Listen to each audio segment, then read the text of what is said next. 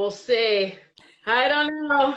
I don't know if that will stick, but if the gods are good to us, it will. They will be. I'm so happy to see you. I know, it's been so long. Oh man, how are you? Doing pretty well. Yeah, things are really good. Yeah. Yeah, what about you? I'm good. School started here again, so feeling a little bit more freedom in life in Yeah. general. Yeah.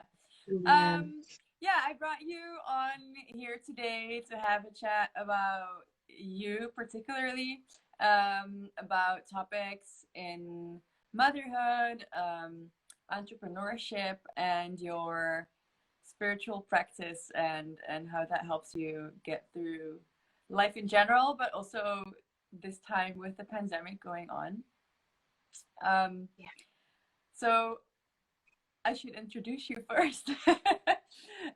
This is Errity. She is a spiritual empowerment mentor. She's a single mother to a 3 year old, or is he 4 now? Yeah, he's 4 now. He's 4. Beautiful little boy. And she is super inspiring to me in the way she runs her business. She's also an author. She wrote a book last year called Your Soul Figure Year, about living not only money wise your soul figure year, but implementing all the habits that will bring you aligned to your purpose, to your desires, which for me was a really inspiring book that implicated a lot more. So thank you for sharing that with us. Um, yeah, so if there's anything you feel like I should add, feel free to. No, that's perfect. Thank you for such a lovely introduction. And I'm glad to be here today. I was a little nervous because I was like, I don't know what we're going to talk about. I mean, not that I'm ever nervous. I mean, I do these like all the time, but. Consider it like a inspirational mama Q&A, and I will ask you stuff about how you go about your days, being a mother, handling your business. um, Nothing that's off track for you. Oh, yeah. I No, mean, like no big surprise. right. And I think pretty much everyone, probably, I would say, people on Facebook probably know more about me than my own family. So I put it all out there, generally speaking. So I can't imagine it going too far off track. Yeah, I wouldn't be worried about that. um, I think one of the most interesting things for me to jump into, like, let's just jump into it straight away, is to know how you make time for integrating your spiritual practice as a non-negotiable, like a daily thing in your life, juggling all the hats, being a mother and an entrepreneur, um, and also needing time for yourself to relax and do other stuff, of course. Yeah. Gosh, and you know what's crazy, and I'm sure you know this too, is it's changed so much. It changes regularly based on where my son is at, where I'm at, how things are flowing in our lives, how things are flowing in my business. So it's looked very different when he was a newborn, and he, in the beginning, was very good at sleeping through the night. We would get up early, and when he got up around 5 or so, then that would be the time for my spiritual practice. And then over, the next year or so, maybe 2 years, he would be getting up 12 times a night to nurse. So I stopped getting up at 5 a.m. And instead it was like the times that I could make it happen. It was usually evening before bed or maybe a little bit after he'd fallen asleep. And then more recently, when he was home, like last year, it would be mommy time in the morning. He knew that first thing he would have his breakfast and he would watch a show or whatever, and that would be the time he'd have electronics before we went out to the garden or this or that, and that would be mommy time. But then now that he's back in school, it looks a little bit different. So now I'm getting up early before he goes to school. That's when I get, and this is recent as of this year, now that he's back in school, I set aside that time. I have to get up early to make it happen, but that's when I do my meditation, yoga. Sometimes I write, sometimes I wait for that, for the start of my day, but it's been having to get up early before he does, because once he's up, then I have to get them off to school. And I think everybody else is familiar with that too if they're a mom. Definitely. And it resonates with me so much, the thing you're saying, like, before when he was younger, 'cause there's like seasons in motherhood and there's no right or wrong way. And once you finally found the right way for you to adapt in this specific particular situation, your child grows older and you have to adapt again. So it's constantly asking for moms to be adaptive to whatever is being presented to them. And I think that's a challenge in itself, next to wanting to have time separately for yourself to, I don't know, do some self-development or just meditation or whatever it is. So there's definitely, I would say the seasons in motherhood, it's all just temporary. You never know what you're up to. Oh yeah, it's such an intuitive flow too. I think that for a long time we all thought in terms of like structure or routine. And even with that, I mean, there is some of that, right? But in general, I have found it's way more of a flow, like you're saying, so you can adapt. You can be receptive to the kids' needs in the moment. You can be receptive to what needs to happen today as opposed to another day.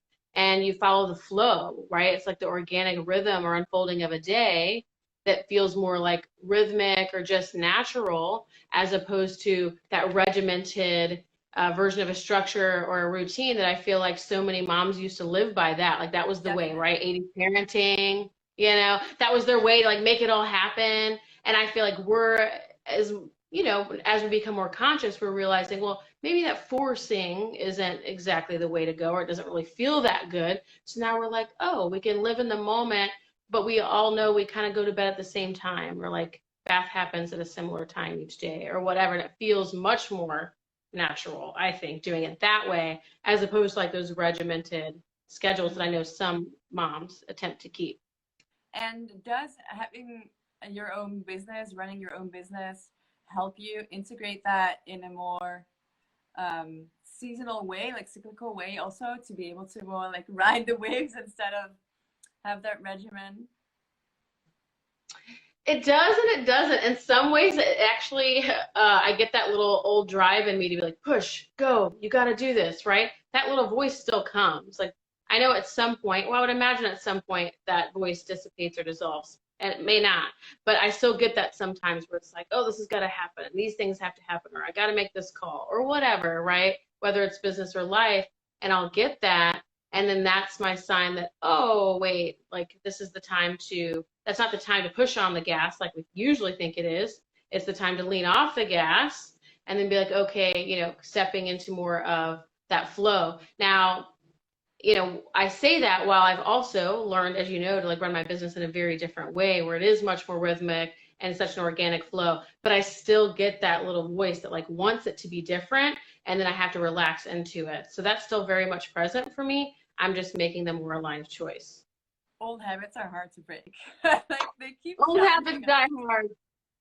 Right. Exactly. But it feels so much better to do it this way too. So it's like once I do, you feel good about having done it a different way as opposed to that force or the push or whatever that Definitely. you trying to do.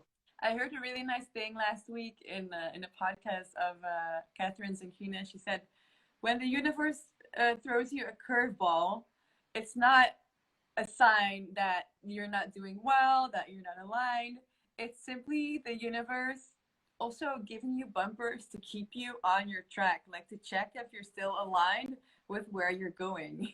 So don't see it as, because it keeps coming back. It's like a cyclical thing, right? You and me, I know we both struggle with that. You've also helped me with that, with feeling overwhelmed at times, and then knowing you have to take a step back and really lean into that and surrender and go back more to that feminine energetic flow.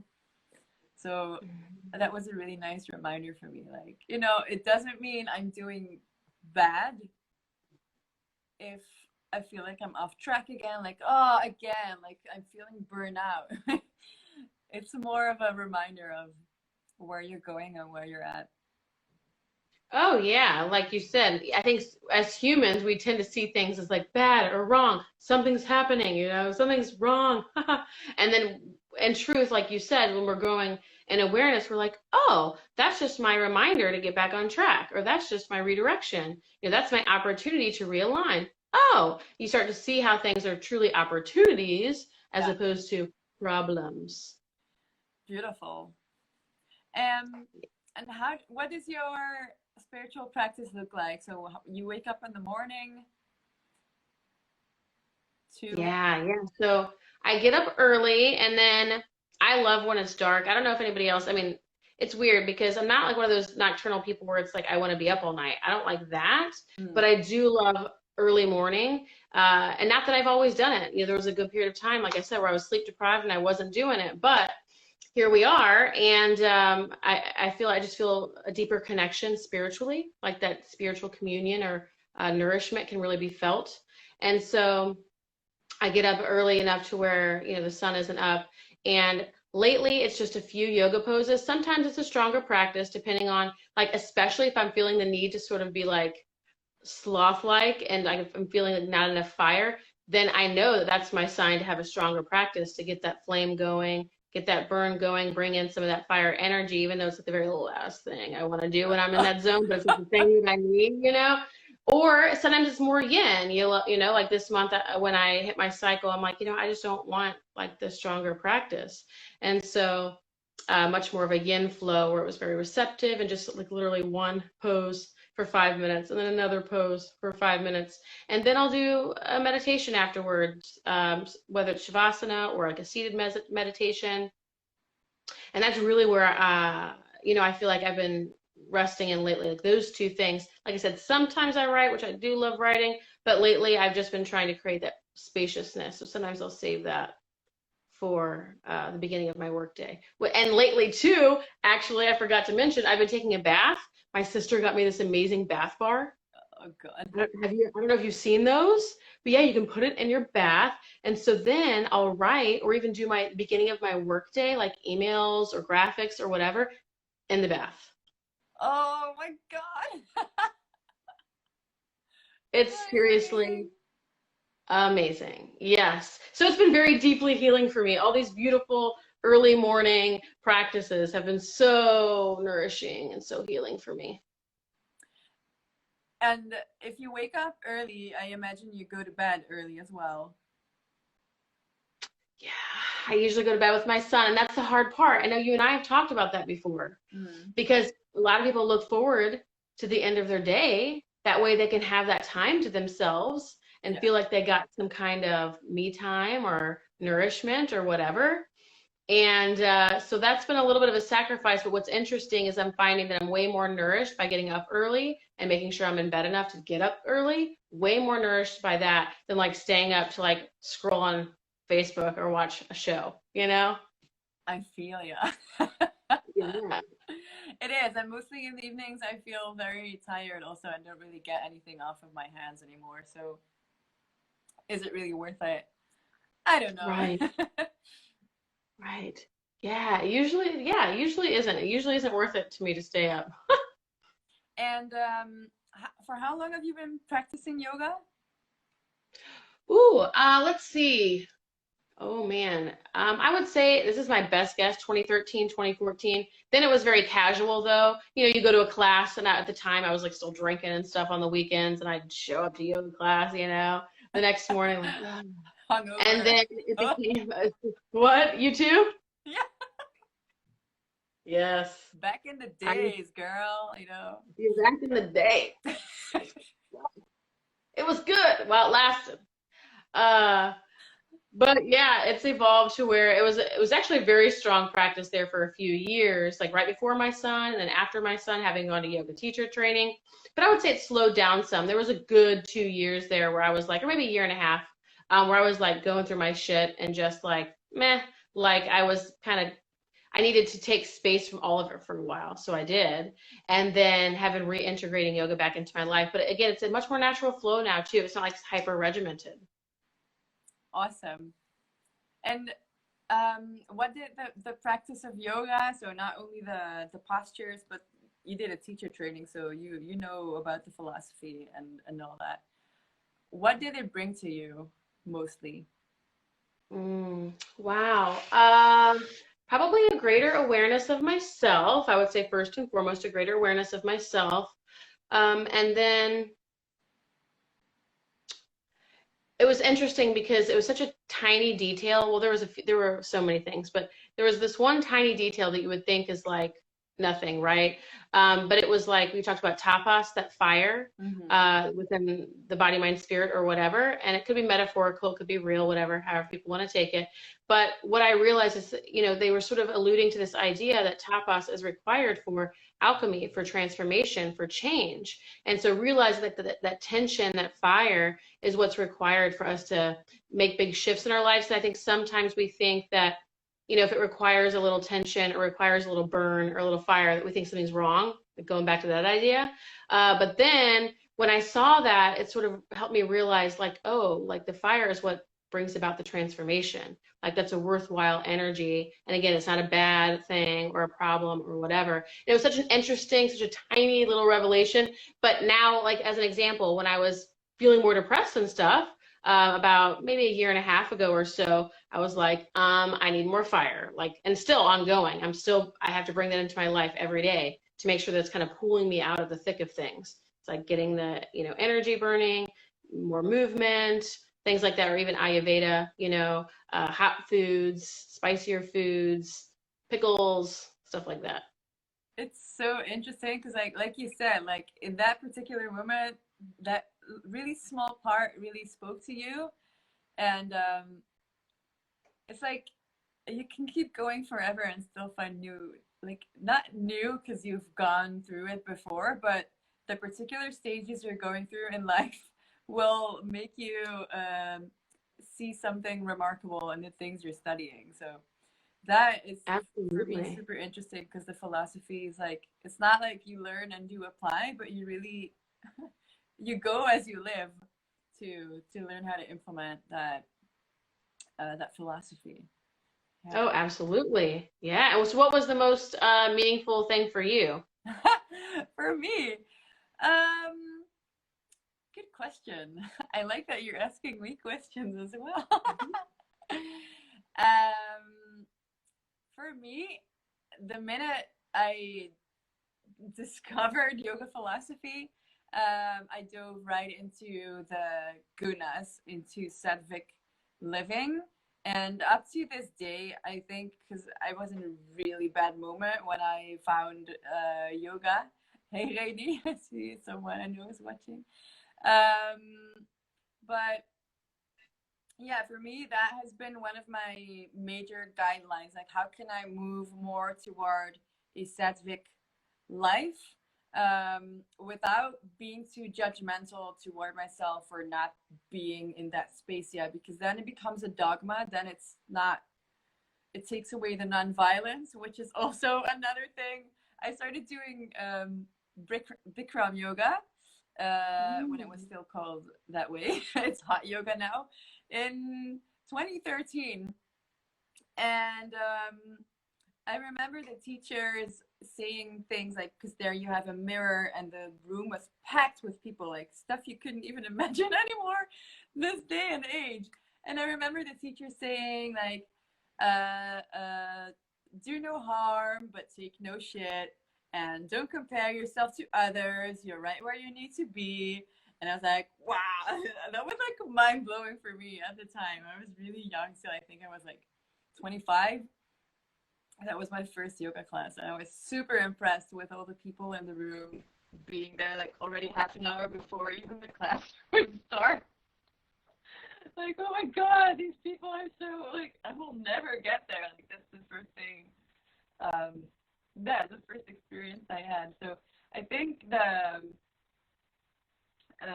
sattvic living and also the eightfolded path, and then in particular the yamas and niyamas that are mostly keeping me hooked. Like this is where my focus is, and that's enough just to keep going because it feels like it's never finished.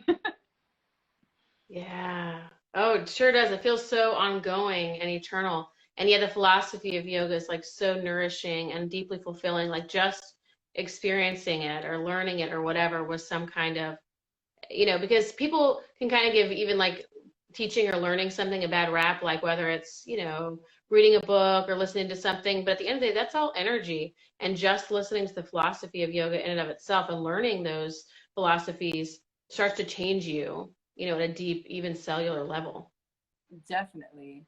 And it Mm-hmm. takes its time, but over the years, when you look back, I don't remember, I don't recall myself being that girl, um, feeling so insecure in that room.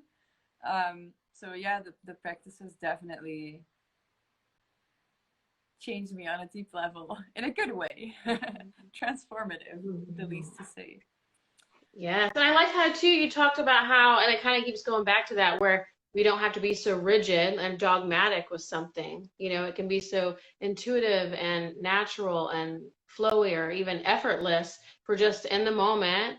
And we're focusing on the practice instead of the outcome. Because for a long time, even like working with my shamanic teacher and stuff, it was like, it's like you see all over Facebook and, the spiritual community about like, you got to be in a certain vibe and you got to do this or you got to do that in order to be or in order to experience. And it starts to become almost like you have to be perfect.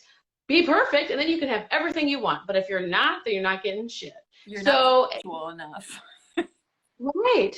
Yes, exactly. It's like, Yeah. and it's almost like you're never enough, right? Because then you accomplish one thing, and then it's like you might have a desire for something else, and it's like, oh, we have to grow into that too. So for a long time, I sort of sat with that and was like, how do we kind of teach spirituality or support people spiritually without creating this standard of perfection, which we're already dealing with everywhere else in all other areas of our lives, when we know that ultimately the greatest lesson of any love or spirituality is acceptance. So, what has come in for me more recently is that it's more, we just focus on the practice. And I know that's so obvious, but it's like if we don't even think about where we have to go or even what we want, we might just have this like gentle curiosity of like an idea of, that would be nice if, wouldn't that be nice if I had a blank, fulfilling romantic partnership or, whatever amount of money that people want, this gentle curiosity, but then kind of letting that go and then just being in our practice and being in our practice and being in our practice. And then a year later, we find that the dude shows up, or a year later we find that the big paycheck comes or whatever, and then we realize, oh, it's not about perfection necessarily, it's just about me, maintaining my practice. And that has sort of helped free me even from this idea that we might be teaching people like that they have to be perfect, which isn't true, because we even see with soulmate stuff, we see like people, you have to be in this kind of alignment or vibration to call in the man who's going to come, right? You have to be in your feminine energy. You You have can't to be be aligned. masculine.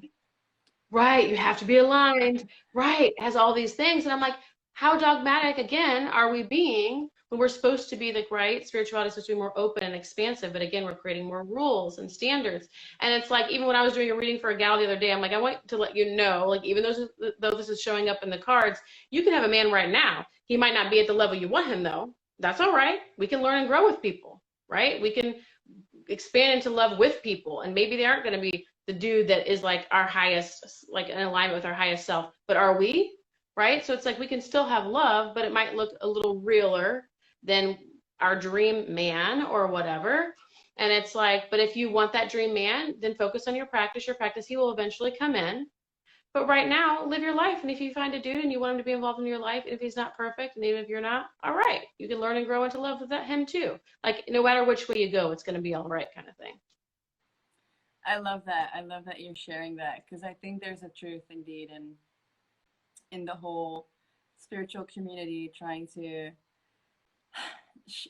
trying to show people what it's like to have this amazing, wonderful life, while it's more about being able to be present in what there is and be grateful for that, and then really grow from there. And I remember also when I started studying my yoga studies, the first few lessons, a few of them, they shied away from engaging in that study, in the practice, because they felt so unjustified. Like, yeah, but what, my suffering, I am suffering, so why can I not be recognized in this suffering? Like, trying to see past, beyond this illusion, as they call it in yoga, of you know, what is really there and what is suffering and which part of you does not know how to heal itself.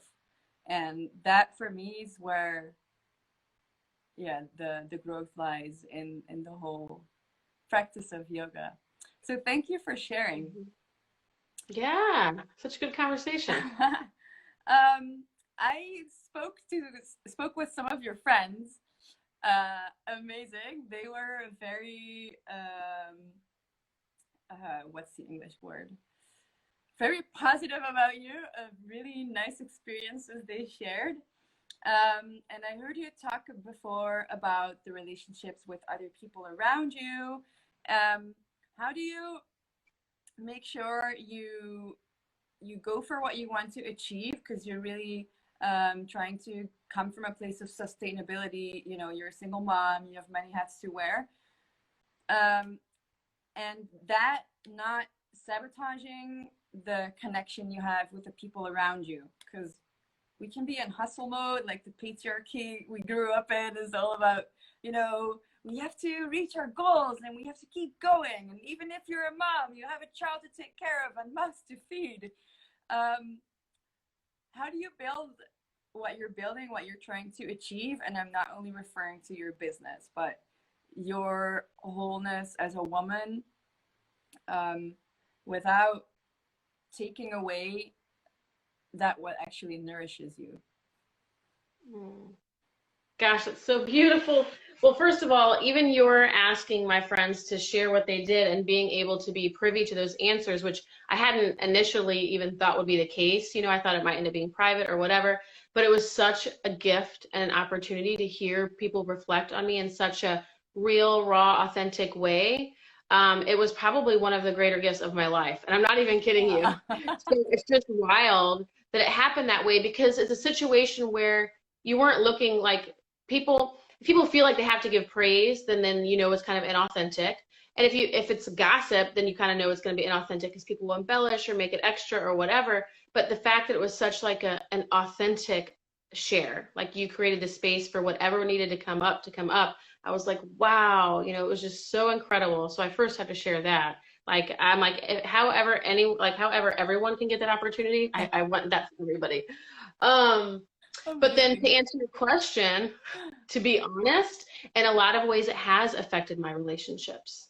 It has affected my relationships. And that's been some of my own reflection the past few years of finding that harmony or balance between my own healing work, my own spiritual practice, my own growth, as well as even my business and manifestation, right, of my vision or my big outcomes and goals, seeing how, you know, that work became the, um, what's the word, like the front part of the stove, you know, it became the front burner. Mm-hmm. And I think it goes back to seasons of life again, and I've had to give myself some flexibility and you know, not be too hard on myself, that I could have even abandoned my loved ones at times because I was so focused on these other pieces. And then, of course, the wholeness of me also recognizes at the same time, even though it kind of seems conflicting, that there are seasons to life, and that there was a good period of time there that I needed to focus on me and to put those things on the front burner. So, you know, the answer to your question is it very much has affected those relationships. The ironic part of it, though, is that the parts that nourished me, I learned that there are a lot of things that I get nourished by, like my spiritual practice, and maybe not as much in my relationships. But then that goes back to the role I tend to play, which is the caregiver. So there was so much that came up over the past few years around this, you know, so it's like such a beautiful and perfect question to ask. And I think the truer answer, which could even make me choke up a little bit, is that they loved me through it. You know, it wasn't even me that was maintaining it. They loved me through it. That's wonderful. They sound like really cherished people in your life that you've gone through a lot with. So that's you know, you just need a couple of those people in your life, actually, and that's it. That'll do. Yes, yes, that's plenty for me. The thing you said about it having impacted you was that I think, you know, a lot of times we think like, oh, I'm a mom, so when I start to run a business, it should not affect the way I live my life right now. But when you think back of major life changes, like actually becoming a mother, I don't know about you, but for me, I think I've lost half of my social contacts after I became a mother, simply because they could not resonate with how much my life had changed. So is that a bad thing? I don't know. It hurt back then, but I think right now you're never going to be able to stick with all the people you got to know when you were, I don't know, 15. Some of them stick around and some of them don't. That's another, the flow of life. And I don't think as a mother you can, or a business owner, and for that sake, you can expect things to stay the same if you want to actually move forward. Mm-hmm. Oh yes, wholeheartedly. And I like that you spoke to how our social circle falls off, because it did, and it does. All my friends are a bunch of hippies. You think they want to have anything to do with kids? Absolutely not. Bye. So that everyone was gone, and I was like, oh, I'm not by myself. But then, of course, the sort of good of that, right? The silver lining is, I feel like you were even alluding to it too, is like we develop ourselves and we develop our spiritual relationship. When there's nothing else to lean on, there ain't nothing else to lean on. You got one thing, it's you and it's God slash higher power, great spirit universe. So, that's the only thing that can expand in the space that was left open. Wonderful. Yeah, that's true. You really learn how to catch yourself. Yes. Gosh, yes. Oh, it's hard, but it's good for the soul. It's like, you're not just mothering a kid, you're mothering yourself. Absolutely. Yes. Mm-hmm. What is the philosophy that you live by? Because I just heard you mention different names. Is there something specifically that is like, this is what I'm following? Or because also in your work, I notice you really embrace and accept all kinds of people that you work with. There's no judgment. I know you've studied behavioral science. Is that it? Mm-hmm. Yep. So you really have a way of wanting to know what makes people tick, what makes them feel alive. How do you? Okay, I'm asking two questions right now. So let's go with the philosophy part first, and then into the next one. Okay, perfect. And that's a great question, because I think there are two. It's like what I would like to live by, but what I actually live by. And I feel like my forever endeavor is to, aspire and aim toward and like point my arrow in the direction of living true to myself and being like authentic. And what I mean by that is sort of embracing embracing all parts of myself, embracing all parts of the human experience, embracing all different flavors of my emotions. And whether or not, I mean, obviously that doesn't mean that we like accept everyone into our lives or toxic things. I just mean like just living in a space of acceptance and allowing like the real raw humanity, and also living true to who we are and to what we want. So that's my forever endeavor. That's the truth. But I also feel like there's a part of me also, and this might be, I think there is some gold in this, but also some conditioning in terms of like, I tend to sort of aspire toward my highest potential too, which is really, authenticity, but sometimes it'll have a flavor of perfectionism to it, where it's like the big thing, the best thing, the highest thing, whatever. It's like that big thing. And, as a Capricorn, it's like, I gotta be the best at this and I gotta be the best at that. So I feel like somewhere in there is my actual philosophy, like maybe the bridging of both, where I sort of have that, side that wants to accomplish all the things that I came here for, and I know that those are plenty. And then there is the side of me that just wants to live true to here and now and what's right here, and that's all good. I love that, and I really feel both of you in that. I've known you for several years now, so yeah. Beautiful. Yeah. It might very well be both, huh? Who knows? Yeah, who knows? Who knows? Exactly. Non-duality, you woman. Right, exactly. It's the one, the whole meal. Thing. Yes, yeah, it might very well be the same thing. Exactly. So, can I ask, what your philosophy would be? Yeah, sure. That's a good question. Damn, I had good questions for this interview. Right. Um, I don't really live by one philosophy. Like I study the yoga philosophy a lot because, like I just told you, it feels like it's never ending, and I always bump into things that resonate with me in that particular moment. But I wouldn't say I'm a like a pure 100% yogi. Um, and I don't really aspire to be. I don't really believe in that because I don't want it. I'm kind of fearful it will become a dogma if I engage myself so much with one particular thing. Um, so yeah, like you, I think I really love that you said the forever endeavor.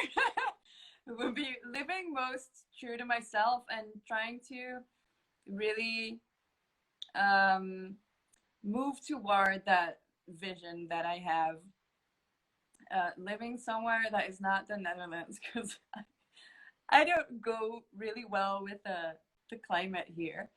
Um, and being able to raise my daughter somewhere where there's more freedom. I really feel like, especially here now, it's been snowing here for the past 2 days. I feel locked up most of the time. Yoga does help me with an acceptance in where am I, how can I make the best of where I'm at right now. So I feel like I'm repeating you right now. But um, yeah, definitely not stopping to go for my dreams, even though right now it seems to be really hard with all the stuff going on in the world. But actually, it really helps me to stay close to myself more and more because there's nothing else to do. Yeah. Look at that. Isn't that the truth? And you know what? I think you kind of summed it up, even like saying our philosophies are so similar, because it's like being here now while walking the path of our higher potential or our higher vision. Because you have some aims for yourself. I do as well, in terms of where we want to live, even, or who we want to Hmm. be, or what we want to create or accomplish. So being here now while walking the path of that higher vision. Beautiful. Now I'll know. Next time someone asks me, I'll know exactly what to say. Yeah, and I feel like you can only really go to that place if you're grounded in the now, because where else would you have to plant a seed somewhere for it to be able to grow and to nourish that. So we have to start with the here and now, with being here, which Mhm. actually is the only thing there is. So if you don't make the best of that, then what's left? Yeah. Oh, and so many people miss that though. Like that's the whole irony of life. Most people miss the now and they then effectively miss their entire lives. Definitely. Yeah, it's a Hmm. crazy thing to think about, actually. Hmm. True. So the other thing I wanted to ask you, about the behavioral science part and um, accepting people, and really embracing people. How um, how have your studies of behavioral science helped you to do the work that you do today? Because that's really, for me, that is a super interesting part, and I see you post a lot about spiritual behavior, also, and I love reading those posts always. They're super interesting. Hmm. So what it has done for me is help me see where ego resides and where expansion of self beyond ego resides. And, you know, that kind of sounds pretty esoteric, but what brought me on the path of spirituality was behavioral science because I found that as much as we knew and as much as we could understand human behavior, there were certain aspects that we couldn't fully explain. And of course, they did try to explain it, but it never landed. It was like, if we were all living just true to ego itself, ego and nothing else, we would all be hedonistic, barbaric, me, mine, take, on until forever, right? it would be like, I mean, it kind of is in a lot of ways, right? We still see it on the world stage, hence we're still pretty attached to ego. But it would be the whole, all about me and what is that? There's a saying about it, like dog eat dog, that kind of thing, right? That brutal kind of um, just where we came from in terms of survival, right? And so that ego is wrapped up in a lot of that stuff: how to survive, how to take care of what's mine, how to get my needs met, you know, filling up my own void, on and on and on and on. And behavioral science can explain all of that stuff very well, right? They can attach it to our evolution. They can attach it to even our history as animals. And so you can start seeing how in everyday life where people's conditioning is, and then what's beyond their conditioning. So I think that's what was the key. That's also what helped me discover spirituality, because again, I was like, we can't explain everything. It doesn't explain altruism. It doesn't explain compassion. It doesn't explain love. Now, some things it does, like toxic love, where it's like, Yeah. it's very clearly ego. Sure, behavior analysis can explain that. But when it comes to like all this kind of genuine experiences of love and compassion in our world, we had no explanation for it. So ironically, science is what brought me to spirituality. And then now being more on the side of quote unquote spirituality, it gives me a perspective to be able to see where someone's conditioning is, you know, how, what they were taught, what they were told, the rules that they have in place for themselves, that kind of thing, Yeah. as opposed to, you know, expansion beyond those limitations and seeing what else is possible, greater potentials. Wow. That is so cool that actually science brought you to spirituality. Right? Who'd have thunk, as they say. Yeah. And it's so funny because people, it can be hardcore scientists, and like I still have friends and even professors and stuff who follow me on Facebook, and they can probably see all of that. And it's like, you know, some of them, most of them are still pretty hardcore scientists. And it's interesting because it's like, that's actually what brought me here. The thing that you're saying is only this, you know? It broke open the box for me. That's so awesome. Because Yeah. it's quite, for a lot of people, it's controversial, but I think it can perfectly go together. Yes, It's it just can. mostly science is about the things we can observe, and spirituality is about the things we can't observe. So I think they go pretty well together. Exactly. Again, two sides of the same coin almost, right? The great paradox. Yes, exactly. Awesome. Okay. Hmm. I think oh God, we've been talking for 45 minutes. That feels about right. That feels about right. Yeah, I wanted to ask if you would feel free to share with us a short spiritual practice or exercise, maybe to end this conversation with, to get Yeah. grounded before we close. Wow, what a good idea. Sure. All right. So, for those who are watching and for both of us who are here, let's go ahead and find a comfortable position, whether seated or lying down, but something where you can allow yourself to let go. All the things that we have to do today, or the things that we have to do tomorrow, the things that we're thinking about, letting ourselves let that go. Might even feel it like an energy that's leaving the body. There's that surrender. And then from here, you might, if you're seated, might find a comfortable position, but something that is sort of in alignment and an erect spine, or as they say, sort of allowing your crown of your head to be parallel with the ceiling, just so you're not slouching or getting uncomfortable.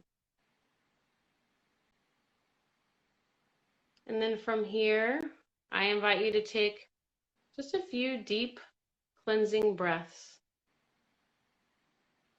So as opposed to like those big bellied breaths, you might just lengthen your inhales and lengthen your exhales. So really breathe into the very tip top of that inhale.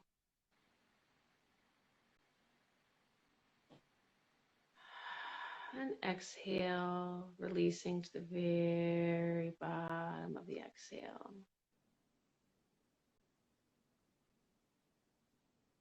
I want to do this a couple more times, your own rate, your own rhythm. Just 2 more deep, long inhales and long exhales. Allowing yourself to release everything on that exhale. Some people find a sigh or even like a moaning or groaning to be really satisfying. So really allowing your body to decide how it wants to let go and release today.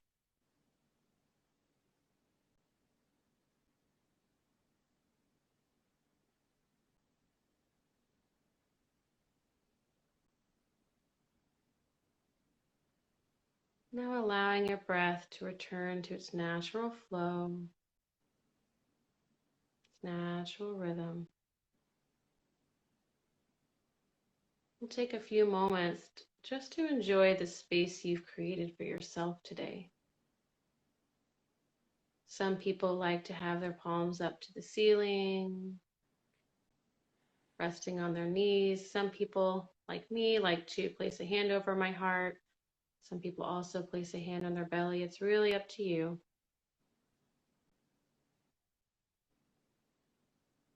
And now that you're here and in this space, I'd like you to bring your attention into your body. So as opposed to being in the mind, although thoughts may come, we don't have to give them our attention. Instead, I invite you just to explore whatever sensations are arising in the body.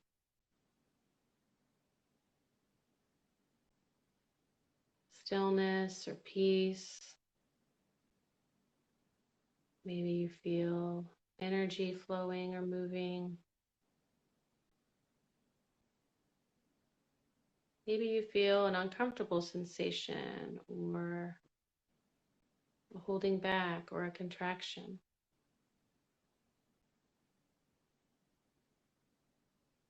You might enter those areas and see if your body wants to release those areas.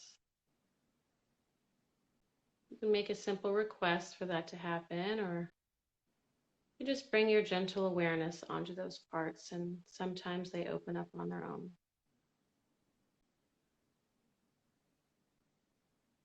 And of course, if they don't, that's okay too.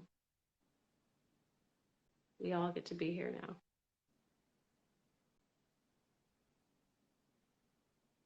So for these final few moments, I'll leave a period of silence. So just so you can be with your body, your sensations. Of course, not needing to give any attention to thoughts that come by. Just returning your attention to the body if they do.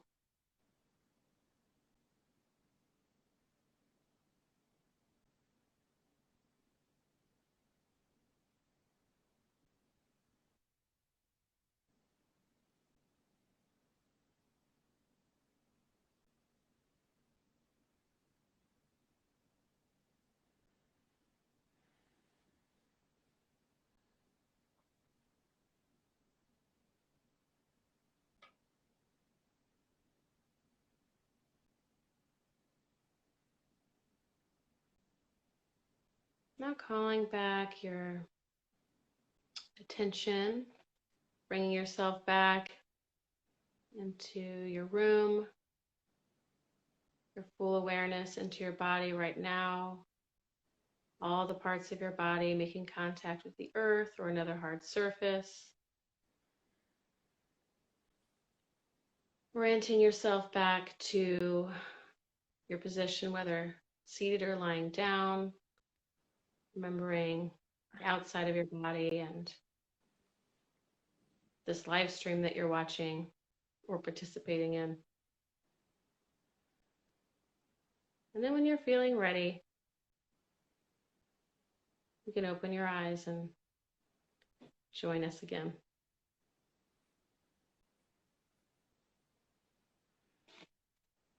My foot was really asleep. All right. Thank you.